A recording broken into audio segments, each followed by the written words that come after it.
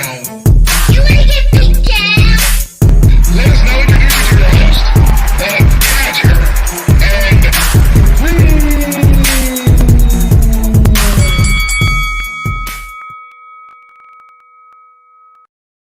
Welcome to the greatest late night sports show, bar none. You are in the Beatdown. What's going on, Badger? What's going on, brother? Ready for this therapy session, man? Yeah. I'm looking forward to it myself. Um, man, so the fights on ESPN had not ended when we first started. So I don't know how that Magdalena Vicente fight ended, but it was pretty engaging. Yeah, I actually didn't get a chance to catch a lot of those. Believe it or not, I was tied up. But yeah, we knew that Jesse Magdaleno and his opponent. Again, this is a showcase fight, but in this case, some of these fights are going to be more competitive because these aren't. I don't want to lump Magdaleno in this. I feel like this is a guy that they really are trying to, kind of help promote. They want him to kind of flourish, but a lot of these guys we see on this card are just kind of follow up. They're not the top tier prospects, so they're not going to get all the love and all the press that you see the other fighters get. But I mean, look, again, the same thing with the UFC. This is the only fight in town. This is the only show in town. So, I mean, this is a win-win for everybody.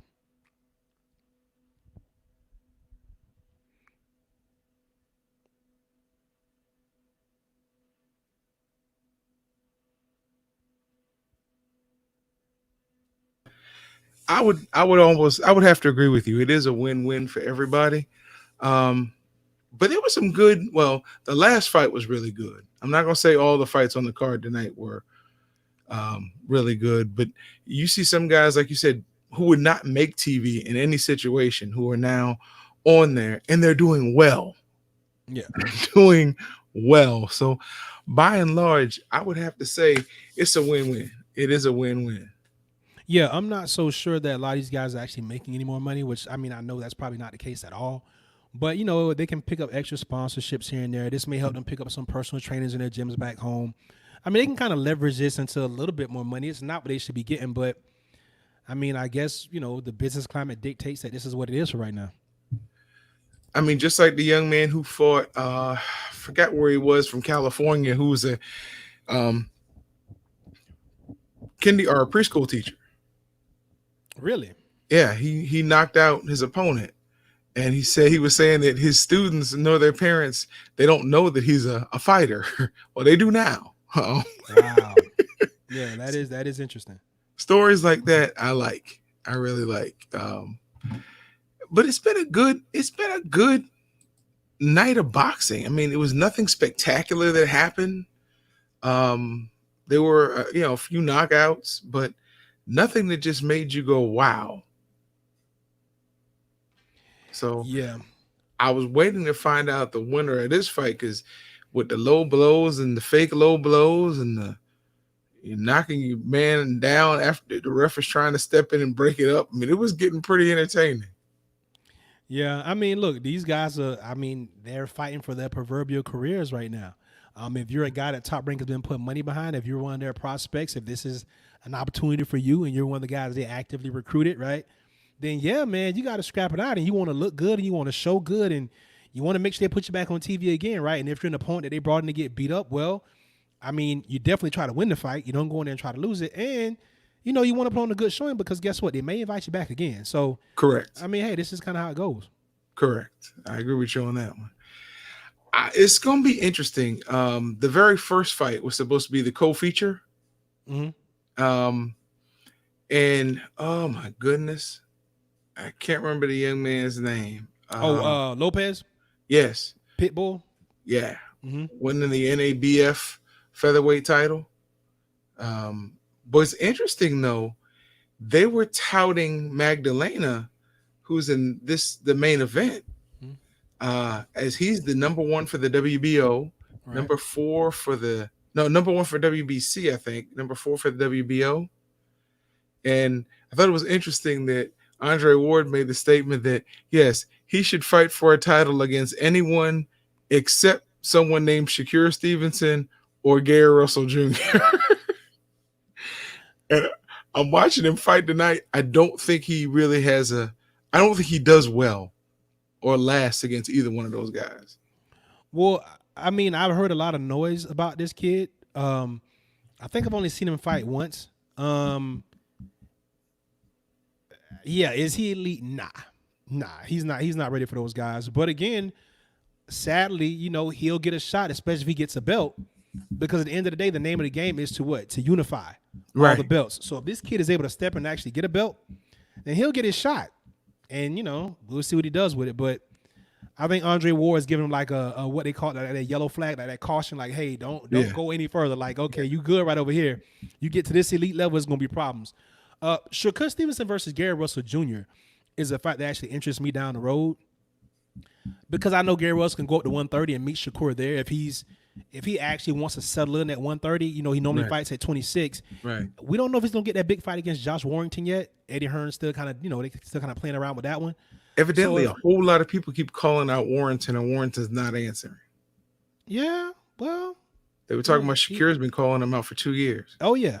Well, he has a manager, so we know how Eddie Hearn likes to do things, man. Yeah. And you know what? Not for nothing. It's not too much different from how most of these managers like to do things. So I'm not calling Eddie Hearn out to say that he's doing anything that other managers aren't, because they all kind of do the same thing. Manager / promoter, whatever it is, they all kind of move the same way. So he just became real prevalent because of how he handled Joshua when Wilder was calling him out. So yeah, I mean, and him and his dad have always kind of had a very good grip on the boxing scene in the UK. So I mean, he's always been a big name over there. They've always been the top of the food chain as far as getting the fights done. So yeah, I mean, we'll see what comes with this. But yeah, Warrington, for whatever reason, he doesn't seem to be answering the bell. Yeah. When you say yellow flag, it brought something up. As of today or last night, there will be no Confederate flags legally flying on the premise of NASCAR events. That's going to be interesting because they're going to have to find a whole lot of other T-shirts to sell. When Bubba Wallace talked about it the other day, I said somebody urged him to say it. They had to have urged him to say it. And I hope they're going to give him protection after he says it, after he said it. And then when NASCAR jumped in, and it's funny because Marty, what's Marty's last name? He's a commentator on ESPN. He does a lot Marty of Smith. Marty Smith. Yeah. Marty Smith has already received death threats because he came out and spoke up, and he made the statement that he grew up in the Deep South. He grew up with, he has T-shirts with the Confederate flag on it. He said he honestly never thought about how sensitive an issue it was until he got around people. He got out of his area and got around people who were truly offended by it. And whether that's true or not, I like the way he put it, because when I lived in Brooksville for so many years, Brooksville and Spring Hill, and people could wear it to school. They could wear it on their hat. They could wear it on their T-shirt. They had it on their truck. They had it on their car. And when I would say something about it, they would use the cop-out, oh, this is pride, not hate. What are you proud of? Because you lost?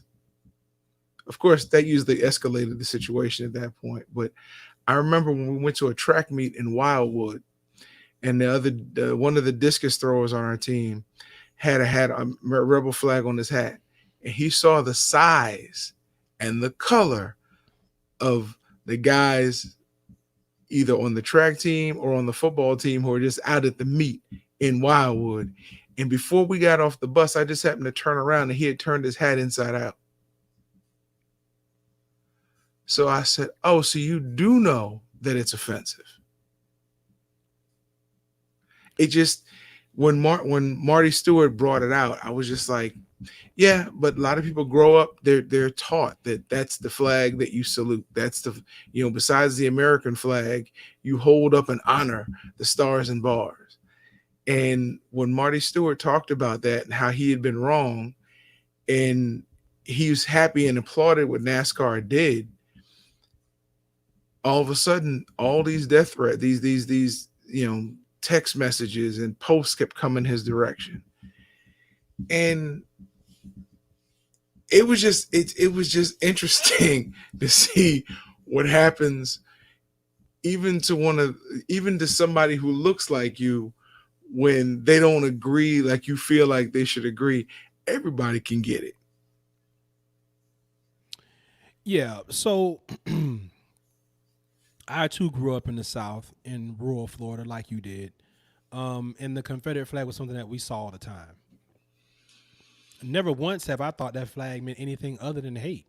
Correct. Um, and if they're going to be completely honest and candid with themselves, they know it too.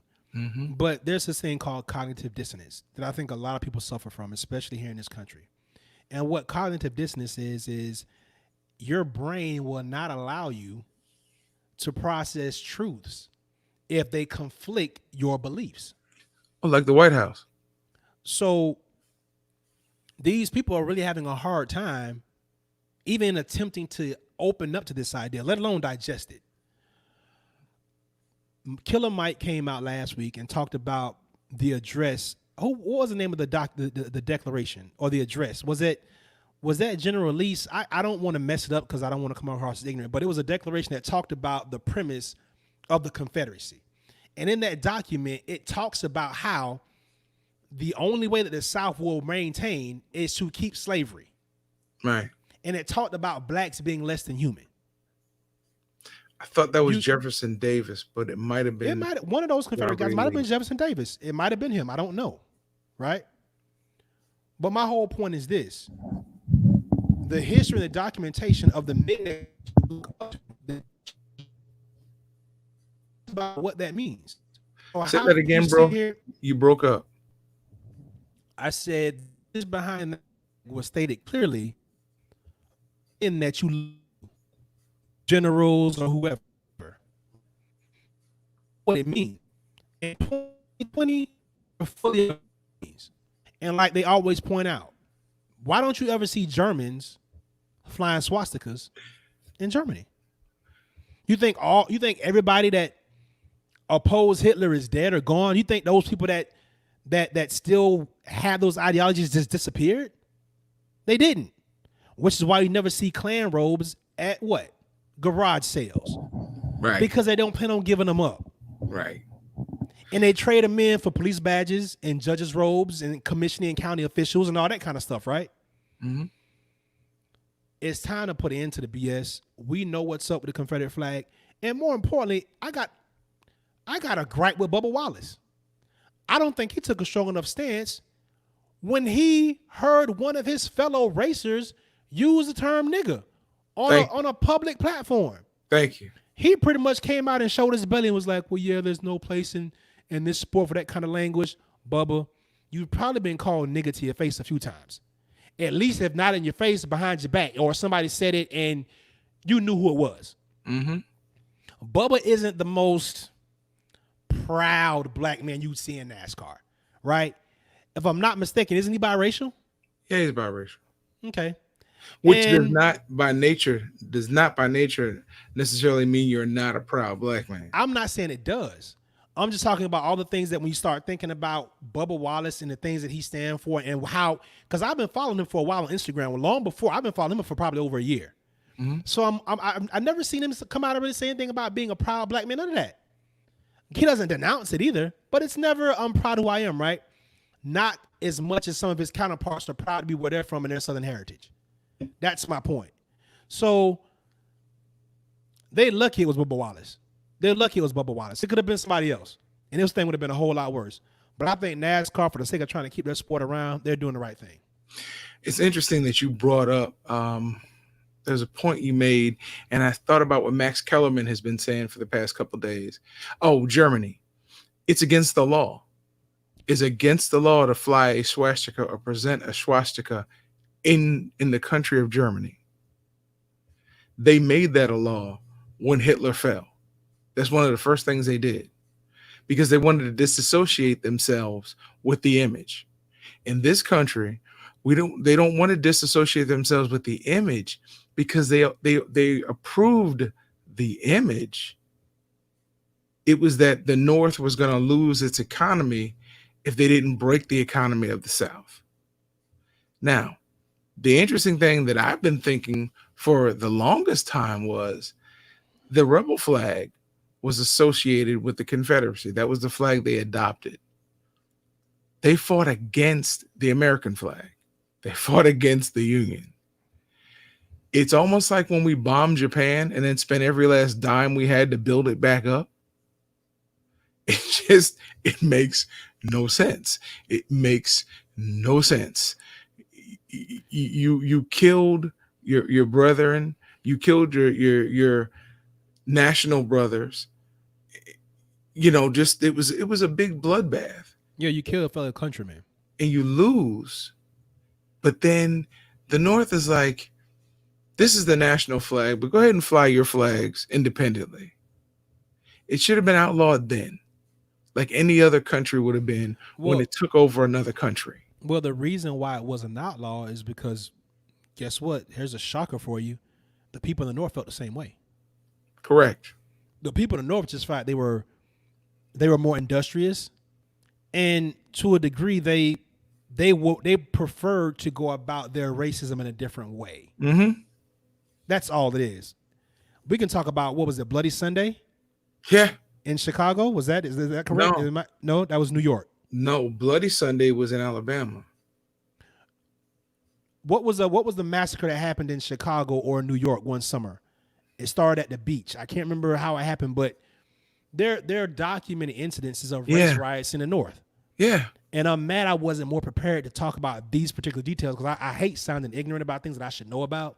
But there were several race riots in the North where whites attacked blacks. Yeah. This was not something that was just exclusive to the South. Listen, Maryland is on the Mason-Dixon line, right? Literally, the Mason-Dixon line, the dividing line between the North and the South. The Klan was just as strong in Maryland and in Delaware and in Pennsylvania. I mean, when my grandfather went to get him, when they came back from Canada, my mom flew home because she was pregnant with me. My dad took the train from Vancouver all the way into Detroit because he had their dog. My grandfather went to pick him up in Detroit, and as they drove back into Maryland, northern western Maryland, and all the way down, he saw cross burnings. It was very evident that the Klan was still strong in 72 in Maryland. We get this delusion that hatred only stems in the southern states because of the industry known as slavery. But if you didn't have anybody to sell your products to, slavery wouldn't exist. If you didn't have any way to funnel your money, like these endowments that started the Ivy League schools from slavery. I mean, the North kept the Southern economy going because it needed what it produced. It didn't care how it produced it. It just needed what it produced.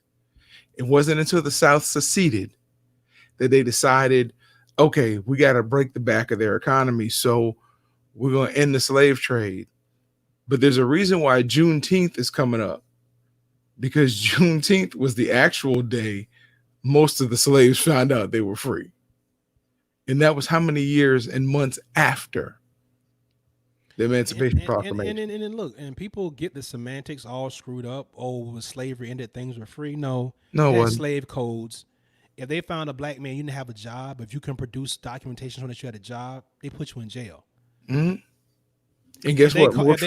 If they caught you just walking around, they put you in jail. They were literally kidnapping black men and putting them in prison, because much like then, as it is today, prison labor is free labor. It's modern day slavery. And guess who makes up most of the jails around this country? Ding, ding, ding, ding, ding, ding. Exactly. Listen, and the money they say they pay you while you're in prison, that goes to pay back your restitution.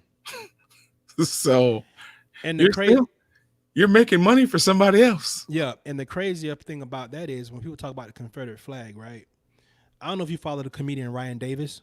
Do you follow Yeah. him on Instagram? Did you see his IGTV video No. where he talked about people saying that we should get over slavery or that things were so long ago that why can't we move past it?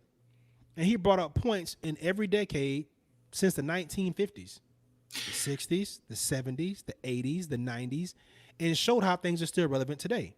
When he was here in Tampa performing at Side Splitters, he did that as part of his routine.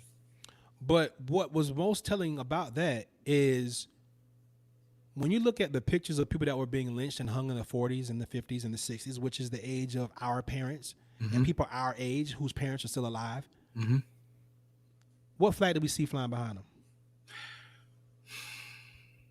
So if not for anything, your parents use the rebel flag as a symbol of terror. Thank you. That's all it is. So at least, if you're a decent human being, you shouldn't want to see that flag flying anywhere. Do you remember the issue that Ole Miss had? Taking the flag off the helmet, stopping people from flying the flag in the stands. They used to have black players wave the flag when they run out on the field. It never made sense to me. It never made sense to me. And that's what Marty Stewart was talking about today. He said, growing up, his favorite show was The Dukes of Hazzard. And the name of the car was the General Lee. And it had a rebel flag on the top, on the roof of that Charger. And he said he had pictures of it on his wall. He actually had the cars. And I thought back and I said, I had a Matchbox General Lee. Imagine that. Things make you go, right? And my dad used to, as militant as he was, and my grandfather they were proud black men, but they would watch the Dukes of Hazzard. And I started thinking back to that show, and the only black person you saw regularly on that show was Sheriff Little out of Atlanta, the black sheriff. And they always made him look stupid like they did Roscoe and Enos. He was the mean sheriff. He was the nasty sheriff. And every time they would cross Atlanta, their line, he would come after them. And I was like, that show was just straight up. But it got away with it. Got away with it. Because it made it palatable. Yeah. And I mean, not to get too far off into that, but man, listen, people oftentimes say things like, well, isn't BET reverse racism? It's a black only network and black people are on all the other networks. And I just simply say to them, representation matters. And if you can't stomach one black channel, then you have a bigger problem because black people have never, until the Cosby Show, the Jeffersons, but not really until the Cosby Show, were black people shown in a positive light on a network that everybody could see.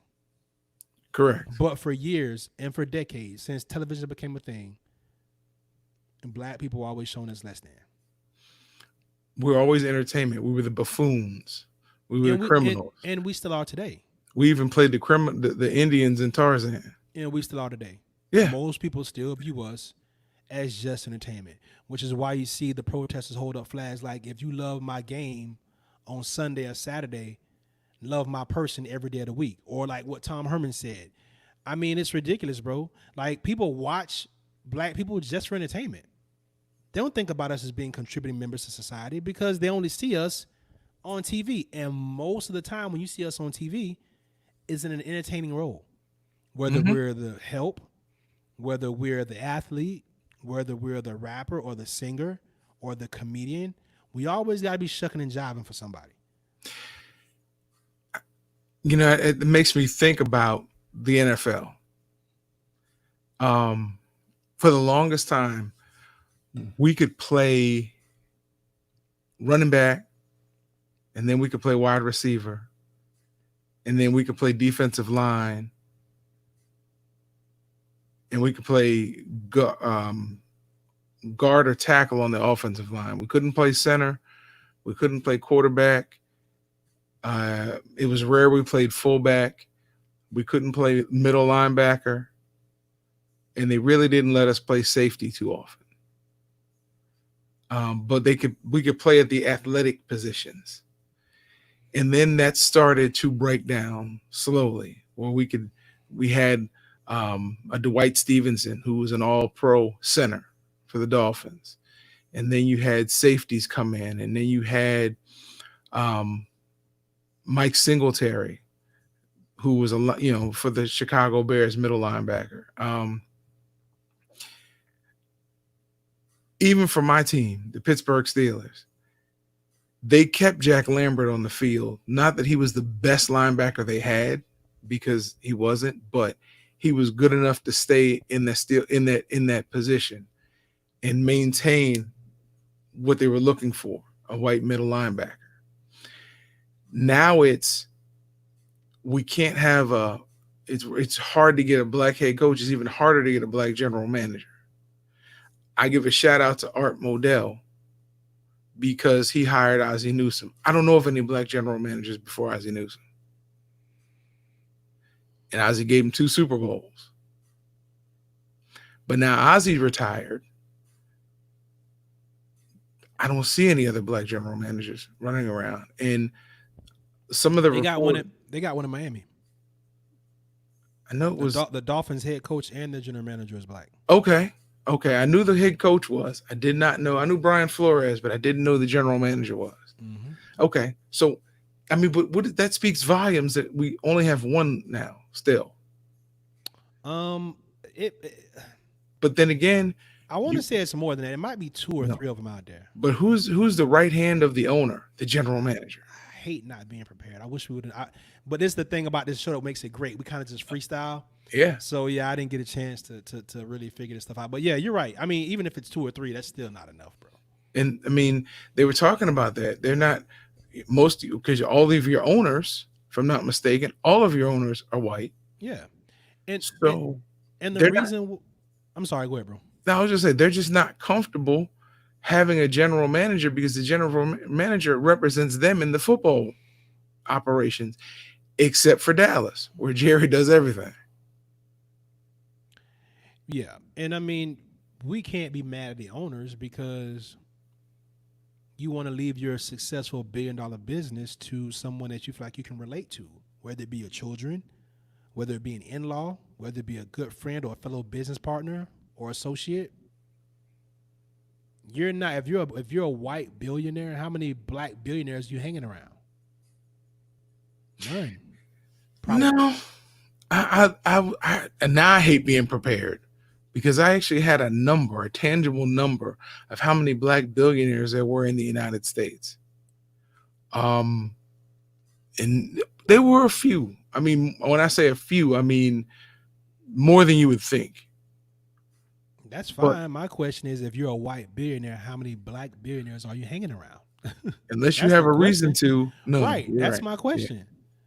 So we got to change the process and we got to change the bylaws or whatever it is that we need to change systematically to where you can get some other people in there into these ownership categories.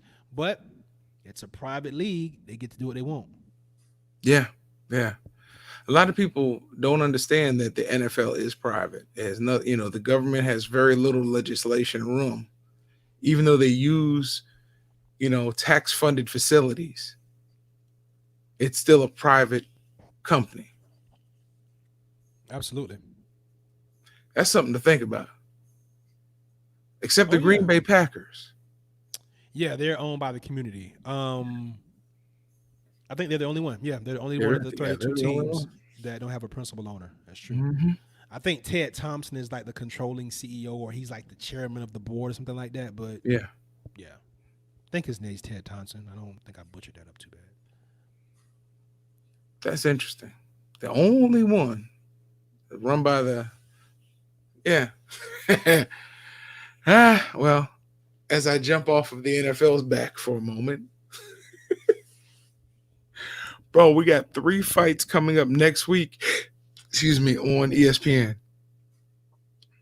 and one of them is going to conflict with a UFC event. Listen, there is a fight that I want to make sure we don't miss. It's next Tuesday, and a young man that's fighting on the card by the name of Giovanni Santillo. I don't want to mess his Something name up. like yes. Out of San Diego. We had the pleasure of watching this kid in action about 3 years ago. Down in Miami. No, here in Tampa when he stopped Hurricane Sammy. That's right. It's This, Sammy's first defense. yep, this kid is still undefeated. I think he's 25-0 or 23-0. I'm looking to see what he looks like, man. I'm interested. He brought the crime to Sammy. Yeah. He brought the crime to him. Because Sammy was always good at promoting his fights. Oh yeah, he had a fan base. He had a real fan base here. Real Man, fan they base. were just excited to see Sammy get in there, and as quick as he got it, it took longer for the introductions, I think. And that was pretty bad. Yeah, That was yeah, pretty bad. Yeah. yeah. He got one. He didn't even get one defense of his title. He just, but hey, it happens. I'm not Yeah. not coming down on Sammy. Sammy's a friend of the show. It was a shocking. It was unexpected. Yeah. Nobody saw that coming No, except the kid from San Diego and everybody that came with him. right. And big. I mean, he just moved on to bigger things. Yep. I'm surprised it took this long though. I thought we'd have seen him long before now. Well, okay, But I don't He- remember what I don't remember what his record was when he fought Hurricane Sammy, so I could be off. but still, it was like 3 years ago, maybe more, but not more. No, not much more than 3. Yeah. And he had a good record then. It was decent. He was Well, he's undefeated. undefeated. Yeah. He's Well, I mean, I'm undefeated. sorry, the accumulation of fights. That's what I meant Right. by good Mhm. record then. He came and won a regional title. And he probably went back home to stack up on fights, maybe going down to fighting in Mexico, LA, state. I don't know. I don't know. I need to look into that because you're right. We really haven't heard anything from him until we saw his name on the card for Tuesday. I'm excited about that one though. Yeah, that's what I'm saying. I want to see the kid, man. I hope he's listening, and we would like to get him on for an interview. But yeah, I think that's dope, and I hope he wins, man. I don't know who he's fighting, but hey, his first national TV debut, as far as we know. As far as we know, yeah. Hey, man, I hope he do his thing. But he needs to talk to somebody needs to talk to ESPN Top Rank. Look, we were able to cover all the fights when y'all started at 7:00. Some joker decided to move the fights up to 8:00. Leave it at 7. Leave it at 7. Like Ali said, he wanted to go to heaven, so I took him in 7. Leave it at 7. I'm sure ESPN's listening to you right now. I'm sure They should. Hey, I bet- Carl Moretti and Bob Arum and all those people at Top Rank are listening to you. I right now, guarantee saying, if "You know I put a clip of the fight in here, they'll hear it. that's true. They've done it That's before. That is true. UFC, you won't give us any interviews, but guess what? You sure tried to pull our show. This is true. These are all Hey, facts, people. These are all facts. Oh man. All right, bro. So what else on your mind? What else is going on? I'm trying to think. Oh, so UFC. I'm still thinking about this fight, man. Now they're saying Holloway may get another chance at the guy from New Zealand, Alexander Volkin. Yes. Volkin. I think it's Vulcan. Yeah. Hey, man, listen, bro. Uncle Dana getting pretty spicy up there, man. These some good matchups he got coming up, man. Well, look, These are boxing's champions, man. back. Boxing's back. Yeah, but you know what? But I had to. You're right about that, and he got Fight Island now, And he so got now he fired. can put butts in the seats. So Yes. yeah, I'm tripping. But hey, man, he bringing them out, bro. It's gonna be a hot summer for combat sports, He's got to bring him out at because least you for got, the UFC. yeah. Because you got boxing, at least top ranked boxing's back. Now you've got football coming back, basketball coming back, and basketball is looking to start right at the mid, right during the last couple phases of the summer. What? They've confirmed 100% they're gonna bring that back. They said today, the 30th of July. Wow. Um, yeah, but they haven't. You give a date, but you have not ironed out all your details. Isn't it supposed to be happening in Orlando? It's in Orlando, and they have one hotel that's going to host 14 of the 22 teams. You got 3 hotels on that that resort that you're going to be using, but they're saying that one hotel will hold 14 of the 22 teams. That made no sense to me. I mean, it's only 15 players on the roster, so they ain't saying much. But still, though, like, But you got coaches, you got other. You might be talking about 25, 30 people at the most that travel with a basketball team. There ain't that many people, bro. But usually you don't put them in, those tighter quarters. Like you would spread them out. Like it's really no different than when they're on the road, bro. When they have a road trip, they all stay at the same hotel and they all be on the same planes. They don't get split up. They're around each other the whole road trip. That's how it goes. What are you talking about? Normally, if you have a road trip, you don't stay in the same hotel as another team, do you? No. What my point was, you said they normally split them up. What I'm saying is teams used to being together. So, I mean, in the context of continuity, I guess it's okay. I mean, it's not a big deal, bro. These teams travel all the time. If you want to play, that's what you got to go through. Yeah. Yeah. Yeah. I mean, and that's what got me today. When you had people like Carmelo Anthony talking about he may not play, and other people talking about they may not play, and I'm like, you're getting paid a king's ransom to play a kid's game. Yeah, we don't want to speak on other people's pockets, though, bro. We don't understand what the CBA says about them. We don't know what their contracts are like. I thought basketball players' contracts were guaranteed, so I thought. But if these guys aren't wanting to play, maybe there's more to it. Like I know Damian Lillard came out and said, "Hey, as of the day the season ended, we were not in playoff contention, right?" And according to, I guess, how many games back they were versus however many they got to win to get in playoff contention, he was like, "What am I playing for? Why am I going to risk injury if we don't even have a chance to make the playoffs?" Right. I get that. That makes perfect sense, bro. That makes perfect sense to me too. The guy for my team, right, that I kind of really didn't want, right? LaMarcus Aldridge just had shoulder surgery. He's out. Right. He's not going to play at all. So, I mean, I get that. But if you're healthy and your team has a good possibility of getting in the playoffs, why aren't you playing? I mean, again, it makes me no difference. Yeah, I'm just trying to figure out why they didn't scrap the whole season, man. Like, I'm really trying to figure, because money. Yeah, but money. Bro, I don't know, man. I mean, obviously money, but I just you don't want to be at what cost though? Because look at it this way: who's gonna remember a 6-week season or a 4-week? It's gonna be a very condensed season because you gotta think basketball season ends in June. Right. They report a training camp in September. Tip off is usually the end of October. So you're going to bring on a season in August to run how long? Actually, they're talking about the season's going to run to the end of September, I think it is, or end of September. Okay. Beginning of October. So when do you start the new season? That's the push. They've been talking about wanting to start the season around Christmas Day or after Christmas Day for a while. So now this gives them a reason to shift the calendar. But now what you've done is now you're messing up the Olympics, because now that you're starting 2 months later, you're going to end 2 months later. Guess what starts in June? The Summer Olympics. Right. Guess who has to go? The basketball players. Well, it starts in July. The Summer Olympics usually start the mid to late July. But they got to get the teams together. Guys got to train together. They got to travel. And now you're going to be talking about playoff teams with players that you want to play for the Olympics. That you need to play for because you need the TV ratings, you need the dollars. And you're never going to get them. LeBron, KD, Steph, Anthony Davis, Anthony Davis, Davis.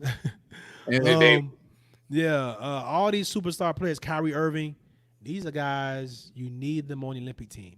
It's bad enough a lot of these guys are kind of hesitant about playing anyway, right? We saw Kawhi Leonard, didn't go join the national team, a year or two ago. Could you imagine Olympics without any of those guys I just named? Who's going to watch?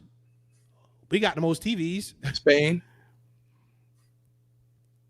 They ain't buying enough McDonald's burgers in Spain and drinking enough Coca-Cola in Spain. They need You can get American. beer at McDonald's in Spain. They need American viewers, and if our stars ain't playing, we ain't watching.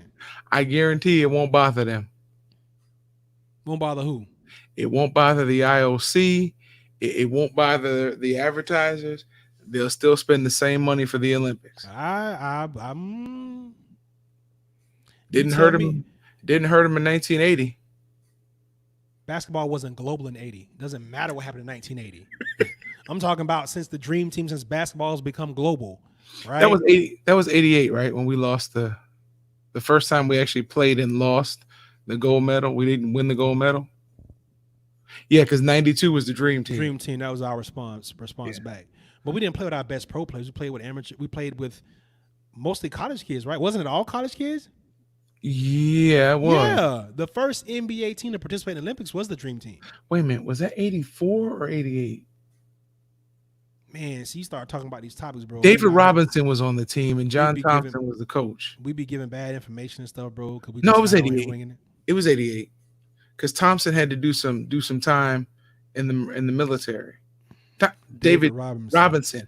Damn, David Thompson was a basketball. At least I was in the same sport though. David Robinson had to do some time in the military, and I said it just like I meant it. So yeah, when he came out, he did play, and I remember that because he was complaining and whining on TV that John Thompson cost them the game. I was like, shut up. But anyways, yes. So 92 came the Dream Team, and I still remember Charles Barkley when they said, what do you think of Angola? He said, I don't know where they're from, but I know they're in trouble. Yeah. And they pretty much wiped everybody out. Everybody out. Yeah. You should have played with them, bro. Wasn't old enough, and I've never been a very good basketball player, bro. Really? I was just athletic. I didn't really care to learn. I didn't really care to be good. I love football, so I didn't really care to be good at it. But I could run and jump. So trying to block shots and dunk and grab rebounds was my thing when I played. Listen, my skill set didn't fit my size. Of course not. I was a very good passer. I was an excellent passer. Probably even better commentator. Well, yeah, I did that on the court as well. But I could rebound. Could you? Yeah. Guess you boxed out pretty well, huh? Very well. Body blow. Yeah, it was. That's obvious. Yeah. Hey, you got 5 fouls, give them. Yeah. Give them. Hey, the round mound of rebound too. That was you. Special, bro. You special. But wrestling ended up being my sport. Football and wrestling. Because wrestling, they didn't call fouls when you threw somebody down. These things are true. Wrestling's a tough sport, man. I take my hat off to you for doing that. Wrestling is hard as hell. So it is. Yeah, kudos to you, bro. Listen, I'm trying to learn it now. I'm just like, man, do I really need to learn this skill? Do I really need to learn? I could be doing something else other than this. Right. It's a challenge, though. I'm good with challenges, so. But I love it. Any sport that I could go back and redo. It would be a toss-up between football and wrestling. I think it would be wrestling. As much as I love football, wrestling was that one-on-one sport where you could really take somebody's will. Yeah. Football was too, especially in the trenches where you were. But yeah, wrestling, like you said, wrestling's a little different. When you pancake somebody, bro, that's a submission. Yeah. I own you. You're on your back. You're showing me your belly. And I love it. That's when you pancake somebody and you just drive them for another 3 or 4 yards on their back. Yeah. I would smile the whole time. Dirty lineman, bro. Dirty lineman. No, because if I got up under your shoulder pads and got that twist. No, I'm just saying linemen are dirty in general. I'm not saying that I'm just saying you have to have a special disposition to be on the offensive or defensive line. Big or you can't catch. Nah, but you got to be a different type of tough too. Because listen, ain't nothing to get gouged in the eyes, hitting the throat. That's the only position where you have contact every single play, bro. That's a lie. You're missing the point of what I'm saying. You gotta be a tough SOB to be on the offensive line, defensive line, bro. That's different football than being a skill player. And I'll be the first to admit that, bro. So It was just it's funny because most offensive and defensive linemen that I played with and got to know, even the ones I didn't play with, were probably some of the smartest on the field. Smartest players on the field. 'Cause you had to know. Listen, you had to know like a running back only needed to know where he was going. That was his position, his assignment. You got to know where you're going. The receiver, you need to know your route. But a lineman, if I know my running back is coming inside and the defense changes their scheme in mid-set, now I got to figure out and call a signal so the guard knows, okay, we need to double down on one and I'm gonna peel around you. That's the ticket. And it's That's the like, key. it was fun. Offensive linemen are second to quarterback. Offensive linemen are the best communicators on the field because wherein you have individuals that stand out, one chink in your offensive line can ruin your team. Yeah. So there has to be constant communication, checking, audibling. It's a whole system of football that goes on in the trenches that people don't even know about. Nope. You think the quarterback doing some yelling and talking? Mic up a center. Listen to the protection calls. Yeah. Yeah. Bro. When I went, I spent a year at Lee's McRae in North Carolina, and Tom, forgive me, I can't remember his last name. Tom was a 2-time junior college All-American. Lee's McRae had just gone 4-year in the NAIA when I got there. So it was a big transition from playing junior colleges to now playing 4-year schools. And you would think, okay, we were like, I don't know how many junior college national championships they won. They were a feeder school for Clemson as a junior college. But when you step up and you start playing 4-year and you got a bunch of seniors and juniors, and you don't have a bunch of juniors on you got no seniors on your team, your season's going to suffer. But I used to hear Tom call out signals, and he was calling out signals that even the quarterback was picking up.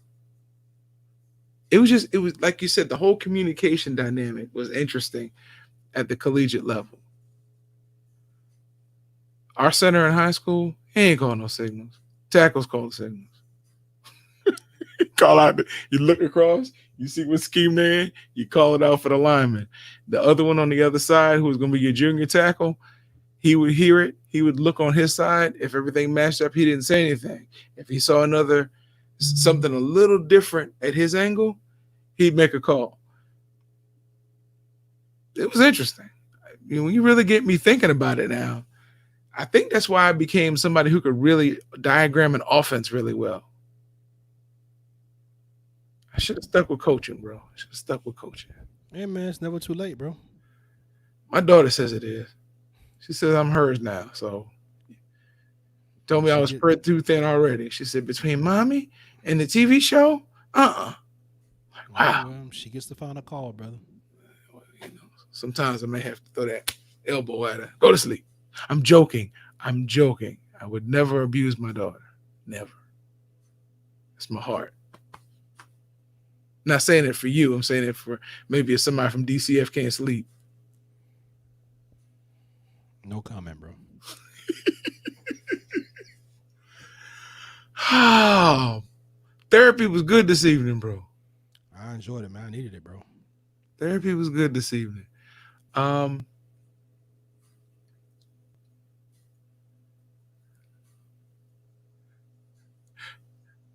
No. I had a story and was story time with Uncle Brew, but even I had to take this story and say I need to hold on to it. Okay.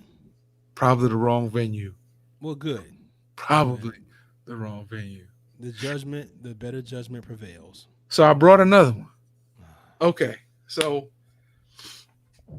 as the Badger has poked fun at so many times, I'm also a minister.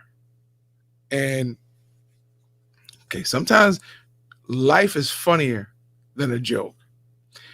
My wife and I had gone to this church as guests, and they called me to sit up in the pulpit next to the rest of the ministers and the pastor of that church. Okay, so I'm sitting up there. You see everything. Even the blind man sees everything from the pulpit.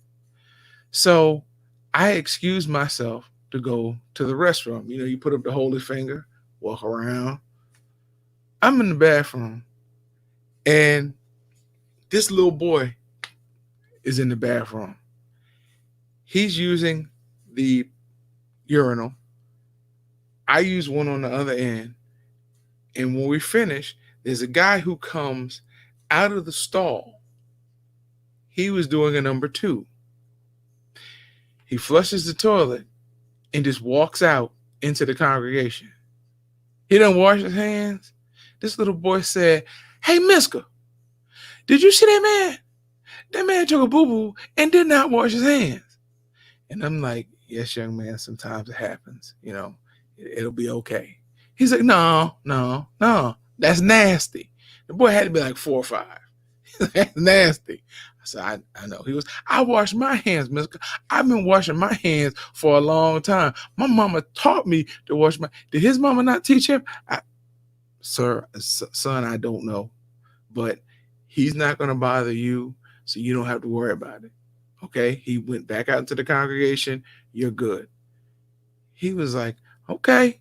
So I helped lift him up so he could wash his hands. I washed my hands. He dapped him up. He went one way. I went mine. I was looking for the dude, though. I was surely looking for him because I was like, that's nasty. In my mind, my boy was right. He was dead on point. So we're sitting up in the congregation, sitting up in the pulpit, and it comes time for communion. Little boy sitting next to his mom. And I look, and as the little boy noticed at the same time I did, sitting to his left was the dude that was in the bathroom.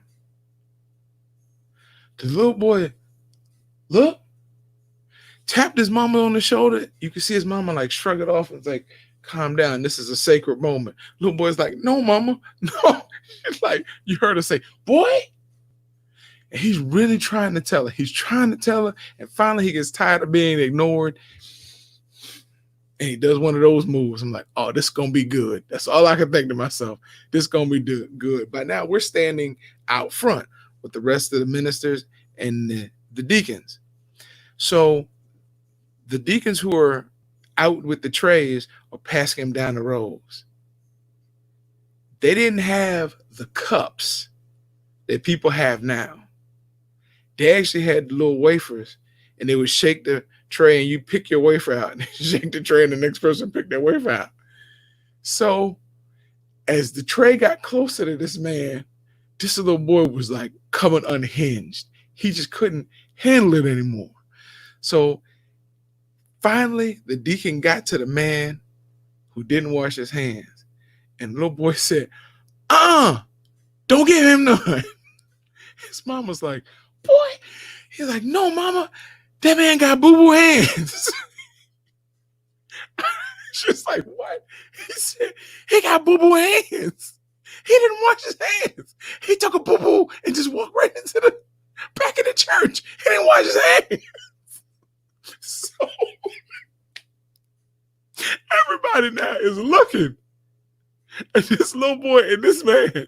Little boy said, you give him one, you can't give me. Now my mama now. I was like, wow, bro.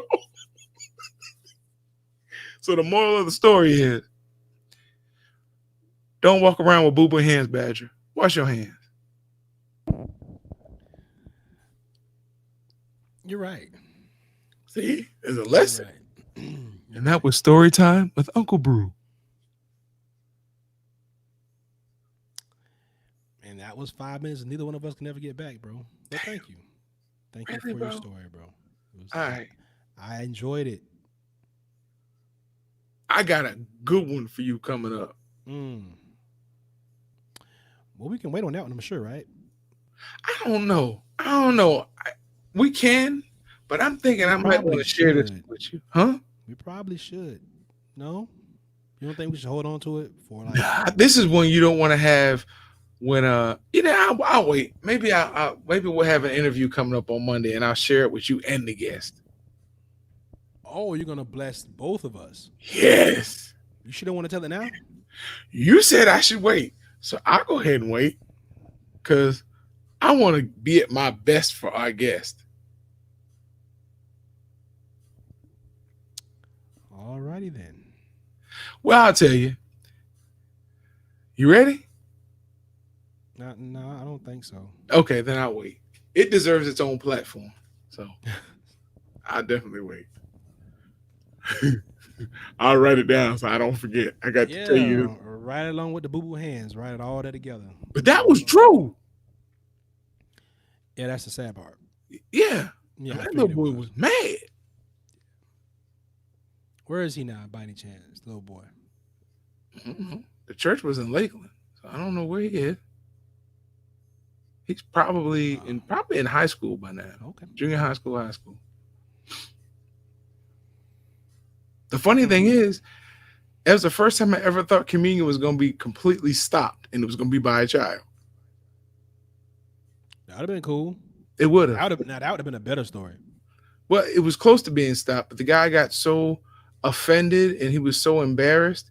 He and his wife, well, he got up and left. She took communion with everybody else and then she left. Because she had already had her bread. I guess she said, I got to do something with the bread. So Woman of faith. Gotta love it. Yeah. It was hilarious, though.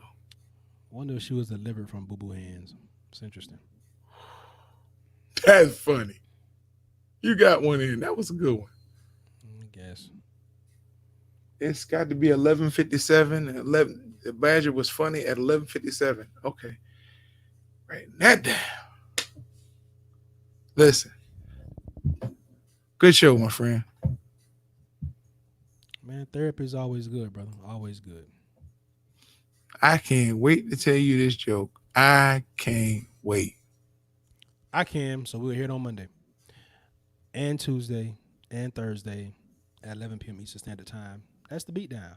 So, Friday wait a minute. show I can report. tell it 3 times? Every Wednesday and Sunday at 7 p.m. Maybe I'll tell it on Sunday. No. You're right. It deserves the Beatdown. It does. All right, my brother. Hey, like he said, join us this Sunday at 7 p.m. for the Fighter Share Report and Wednesday at 7 p.m. And we're always here Monday, Tuesday, and Thursday at 11 p.m. for the Beatdown. My name is Brew. This is the Badger. Take us home, fam. Hey, man, we appreciate everybody that chimed in and checked us out today. And we'll try to keep bringing y'all good shows and interesting content and very, very compelling stories. You picking at me? Friday Share Report, man. Appreciate y'all. Holla at y'all. Peace.